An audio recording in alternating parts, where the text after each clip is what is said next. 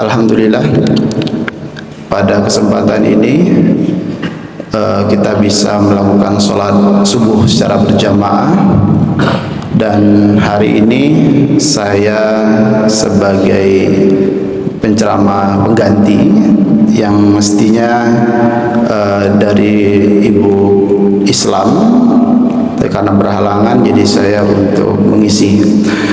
Tentu saya tidak mengambil materi yang sudah disiapkan oleh untuk Bu Islam nanti terkait dengan fikih disabilitas, tapi hari ini karena saya dapat jatah nanti hari ini dan besok kita coba untuk membahas terkait dengan yang mungkin hari-hari ini yang kita risaukan gitu, apalagi melihat perang antara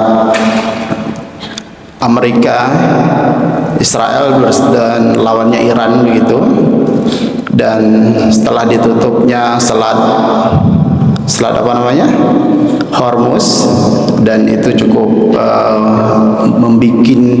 membuat banyak negara khawatir. Banyak negara-negara tetangga itu sudah mulai menyiapkan beberapa kebijakan.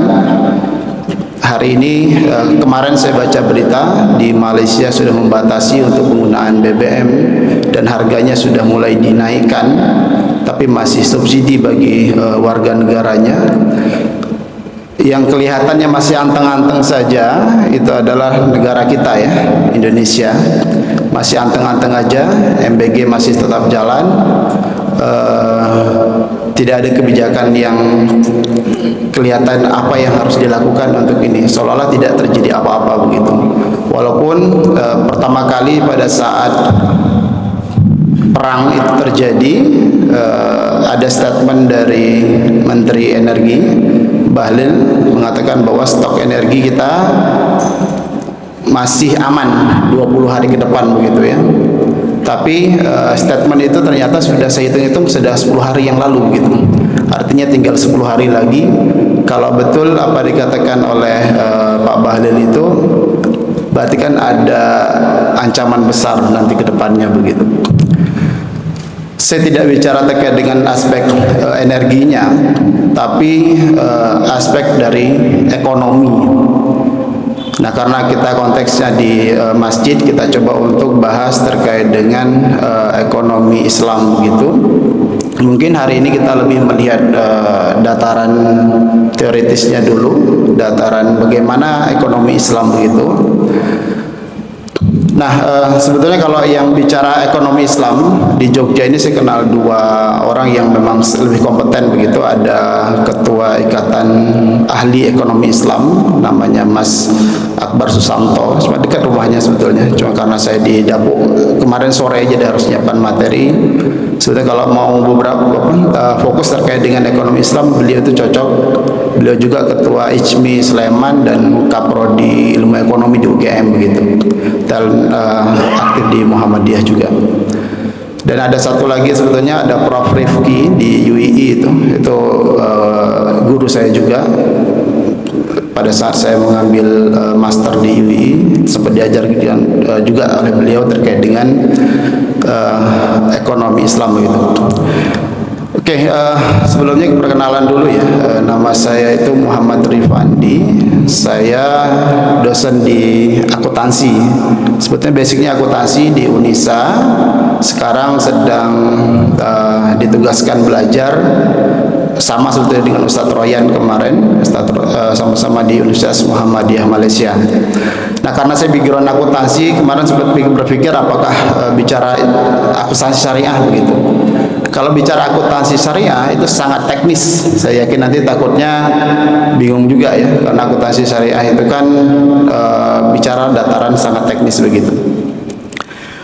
Nah, bicara ekonomi Islam, ada yang menarik yang disampaikan oleh tadi Mas Akbar Susanto itu. Kalau kita bicara ekonomi Islam, kita harus menempatkan diri, kita akan bicara di bagian mananya begitu.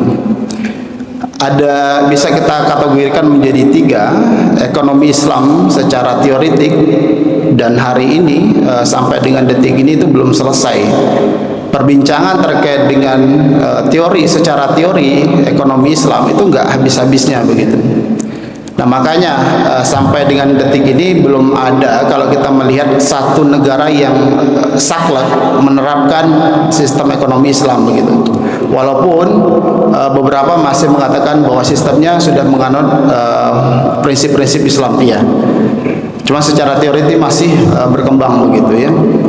Yang kedua, ekonomi Islam sebagai praktisnya, praktek-praktek baiknya begitu, ya, best practice. Kalau misalkan contoh di Indonesia sudah ada bank syariah, sudah ada BPRS, sudah ada lembaga-lembaga keuangan, termasuk juga lembaga-lembaga non keuangan yang berbasis dengan syariah. Nah, yang ketiga itu adalah ekonomi Islam. Kalau kita lihat dari sistemnya, nah sistemnya mau seperti apa begitu? Apakah bisa diterapkan di sebuah negara, di sebuah sistem yang lain begitu, atau sebuah institusi yang lain? Itu yang menjadi problemnya. Nah, hari ini kita mungkin akan loncat-loncat gitu dari tiga sistem. Kita tidak fokus secara teoritik, kita tidak terlalu fokus juga terkait dengan praktiknya, dan juga tidak terlalu fokus terkait dengan sistem. Tapi yang jelas kita melihat bagaimana ekonomi Islam itu hadir begitu. Kita melihat kalau dari sejarah, mungkin dari masa kita sekolah, kita sudah dikenalkan, mungkin di kalangan jamaah sekalian lebih kenal dengan Karl Marx atau Adam Smith. Lebih terkenalnya apa? Lupa ya. Adam Smith yang notabene-nya adalah membawa gagasan terkait dengan ekonomi kapitalisme. Sedangkan Karl Marx itu yang identik membawa ideologi ekonomi sosialis begitu, ya.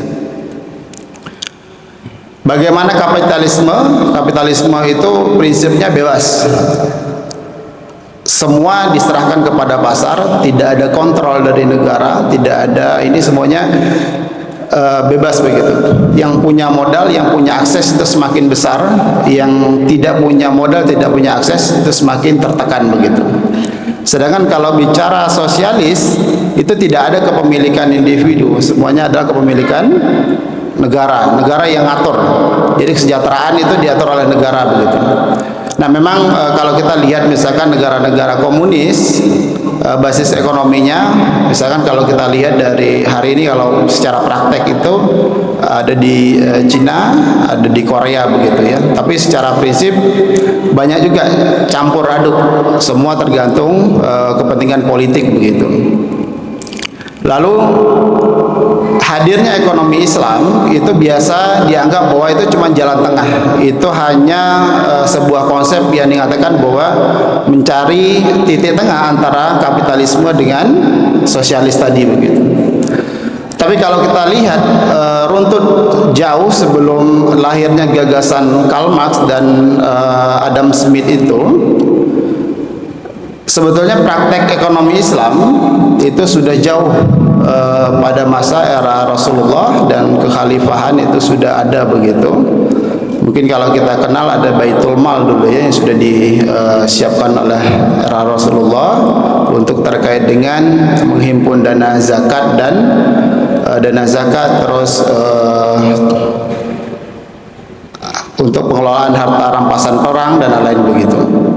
Cuman belum secara kelembagaan itu hadir begitu. Nah, saya membuat catatan begitu, kalau ada tiga era begitu, era awal itu Rasulullah dan sahabat, sedangkan era kejayaan itu sudah mulai abad ke-6 sampai dengan 13 Masehi, itu sudah bicara terkait dengan perpajakan oleh Abu Yusuf, dan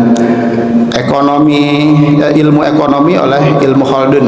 Biasanya kita kenal dalam sebuah kitabnya itu Muqaddimah begitu. Di sana secara detail Ibnu Khaldun bercerita terkait dengan ilmu ekonomi.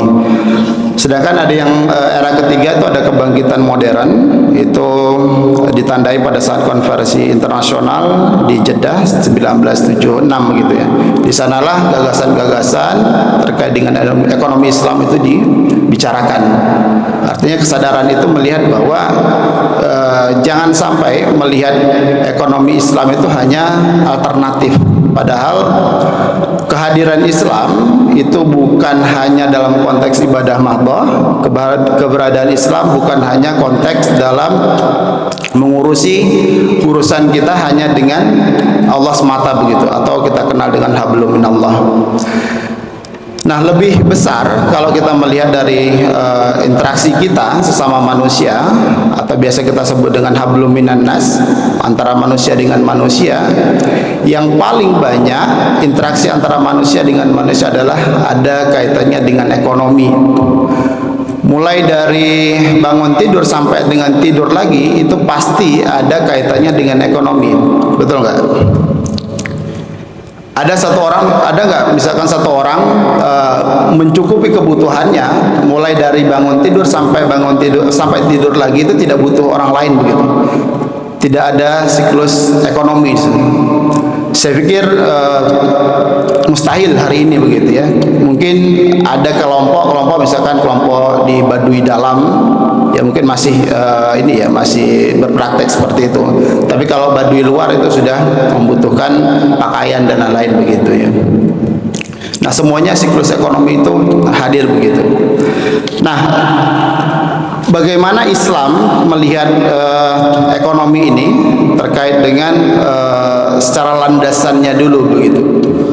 Jelas apapun konsep dalam Islam, entah itu dari aspek ibadah, mahdoh maupun ghairu mahdoh, itu tidak lepas dari aspek Al-Quran begitu ya. Al-Quran, As-Sunnah, Hadis, Ijma' dan Qiyas begitu. Nah, itu yang menjadi landasan ekonomi Islam begitu. Nah, hari ini banyak banget pakar-pakar ekonomi, bahkan ulama-ulama yang memfokuskan diri menjadi pakar ekonomi Islam begitu ya. Nah, salah satu kalau di pimpinan Muhammadiyah itu ada Buya Anwar Abbas yang selalu komentar mengkritisi pemerintah terkait dengan kebijakan-kebijakannya yang dianggap tidak mensejahterakan masyarakat. Kalau dari ekonomi filantropi kita biasanya ada Prof. Hilman Latif juga gitu. Nah, itu yang ulama-ulama Muhammadiyah yang memfokuskan diri kepada aspek ekonomi Islam tadi itu. Nah, tentu ekonomi Islam itu punya tujuan mulia. Tujuannya adalah terkait dengan keadilan. Nah, keadilan di sini tentu kita mengerti bahwa adil itu bukan sama rata. Adil itu bukan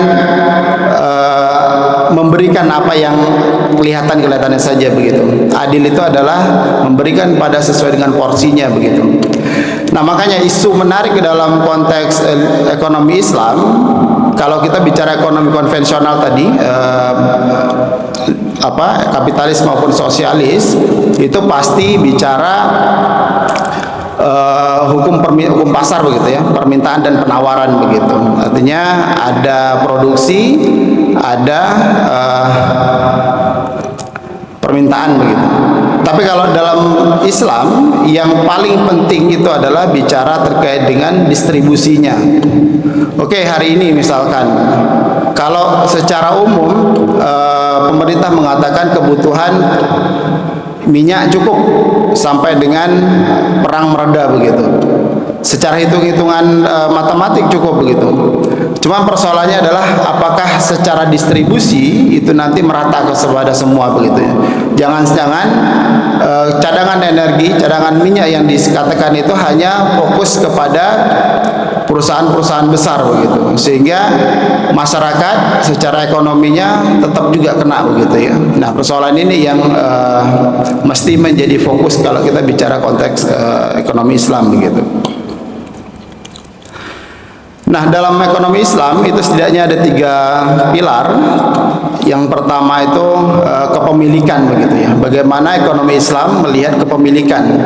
Tadi kalau kapitalis bicara kepemilikan itu individual, sedangkan sosialis itu bicara kepemilikannya pada aspek pemerintah.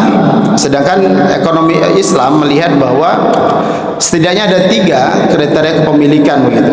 Ada kepemilikan individu, ada kepemilikan umum atau swasta tadi, dan ada kepemilikan pemerintah. Nah, kalau dari aspek kepemilikan aja, kalau kita melihat dari 3 aspek itu, musuh besar ekonomi itu kan sebetulnya oligarki begitu. Ada seorang atau sekelompok yang menguasai sumber hajat hidup orang banyak, dan dia menguasai terlalu besar. Nah, oligarki nanti menjadi monopoli dan lain begitu. Tapi yang jelas musuh utama ekonomi adalah oligarki. Oligarki itu kan bukan hanya dia seorang, tapi dia berkelompok, akhirnya dia yang mengatur itu. Yang katanya diserahkan kepada pasar itu cuman obrolan saja begitu ya. Tapi pada nyatanya oligarki lah yang mengatur itu semua. Bahkan oligarki mengatur kita butuh apa, oligarki yang mengatur kita mau beli apa begitu, sehingga aspek ini menjadi fokus mereka begitu, terkait dengan bagaimana oligarki itu berkembang begitu ya. Nah, makanya Islam itu punya solusi terkait dengan bagaimana oligarki itu bisa dicegah.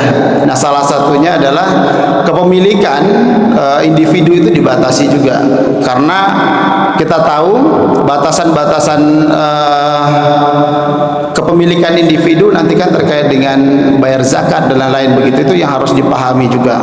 Artinya sekaya apapun orang itu tidak menganggap bahwa dia itu adalah haknya, itu usahanya, itu jerih payahnya, sehingga tidak punya kewajiban untuk bagaimana memberikan harta itu kepada orang lain. Padahal di Islam itu kita punya konsep yang namanya zakat begitu ya.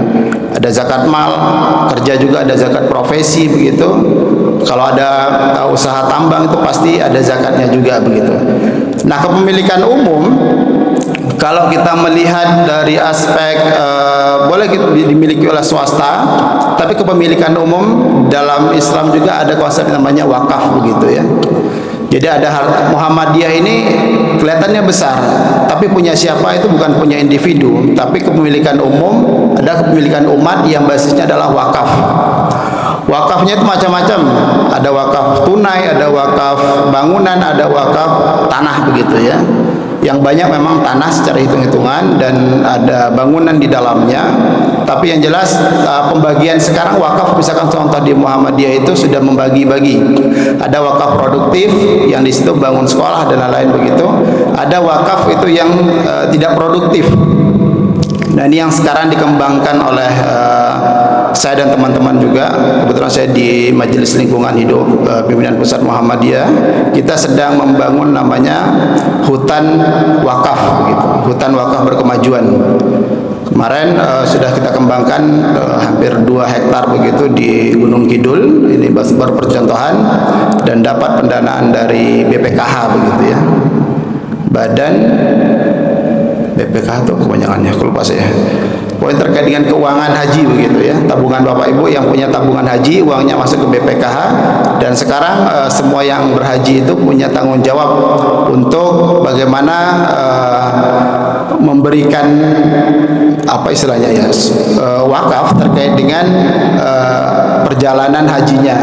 Entah itu karena membuat polusi, memberikan sampah dan lain-lain begitu. Jadi BPKH punya kewajiban untuk menyalurkan itu, dan salah satu programnya adalah hutan wakaf berkemajuan. Dan situ di tanah wakaf punya Muhammadiyah, dan situ kita kembangkan di situ. Jelas kalau tanah wakaf nggak bisa diapa-apa, cuman kita bisa manfaatkan hasilnya nanti itu begitu. Nah, terkait dengan yang ketiga adalah kepemilikan pemerintah. Kepemilikan pemerintah itu sebetulnya sudah diatur di undang-undang begitu ya. Semua aspek yang menyangkut hajat hidup orang banyak itu tidak boleh dikuasai swasta, itu harus dikuasai oleh pemerintah. Misalkan pertambangan, tapi hari ini pertambangan di Indonesia itu bebas begitu ya, bahkan dikuasai oleh oligarki begitu. Mineral gitu dan juga air gitu kan. Nah itu kan mestinya itu bagian dari yang harus diatur oleh pemerintah begitu kalau kita melihat dari perspektif Islam. Sebetulnya di Indonesia sebetulnya banyak, ada 3 pilar ya, kepemilikan, terus pengelolaan dan distribusi begitu ya. Bagaimana pengelolaannya dan bagaimana distribusinya itu menjadi pilar dalam ekonomi Islam. Tapi di mana posisi Indonesia hari ini? Tentu kita bertanya-tanya. Dulu eranya SBY dan Budiono selalu dicap sebagai kita sudah menganut paham ekonomi kapitalisme. Nah, era sebelumnya ada menganut sistem ekonomi Pancasila begitu ya. Dan era Jokowi juga sempat ada yang mengatakan bahwa ini sistemnya komunis begitu. Pokoknya semua orang punya klaim terkait dengan sistem yang diterapkan oleh presiden. Cuman hari ini Prabowo saya belum melihat siapa yang menghujat, mengklaim bahwa dia menggunakan sistem apa. Tapi memang sudah mulai bermunculan para ekonom menilai bahwa sistem yang diterapkan oleh Prabowo lebih banyak ke kapitalis sebetulnya. Cuman secara praktek itu kok dekat juga dengan ekonomi Pancasila begitu ya, dengan konsep koperasi merah putih dan lain-lain begitu. Nah, melihat ini semua perlu kita melihat bahwa apakah ekonomi Islam itu nanti mampu menjawab tantangan ini. Ini saya juga masih memantau perkembangan hari ini dan besok terkait dengan perang itu, karena apakah juga hari ini kita anggap hari ini itu kan hari terakhir kerjanya, karena Sabtu kan nggak mungkin ada rapat kabinet begitu ya. Nah makanya pas kita lihat kalau memang tidak ada, ya mungkin pembahasan kita nanti bicara terkait dengan bagaimana ekonomi Islam melihat terkait dengan fenomena saat ini. Misalkan kalau ada kebijakan apa pemerintah hari ini, mungkin pembahasan kita besok bagaimana terkait dengan melihat kebijakan yang dikeluarkan hari ini terkait dengan situasi ekonomi nasional begitu ya. Baik, karena ini masih 2 sesi, jadi saya potong dulu sambil melihat hari ini, karena kan hitungannya hari Jumat jam kerja pemerintah itu, kalau Sabtu kayaknya masih cuti mereka, libur. Kita lihat nanti apakah ada keputusan-keputusan terbaru terkait dengan dinamika ini, karena cukup mengkhawatirkan juga. Tadi saya katakan bahwa kalau pasokan minyak sudah habis, listrik mati, kendaraan tidak bergerak, rantai distribusi tidak jalan, petani cuman panen tapi tidak bisa mengantar ke kota, ke konsumen. Kita mau beli apa-apa nggak ada karena tidak sampainya begitu. Mau ke tempat petani sendiri nggak bisa begitu karena bahan bakar tidak ada begitu ya. Nah ini perlu nanti kita melihat bagaimana ekonomi itu, terutama ekonomi Islam melihat ini semua begitu. Baik, saya kira itu untuk materi pagi hari ini. Lebih kurangnya mohon maaf. Assalamualaikum warahmatullahi wabarakatuh.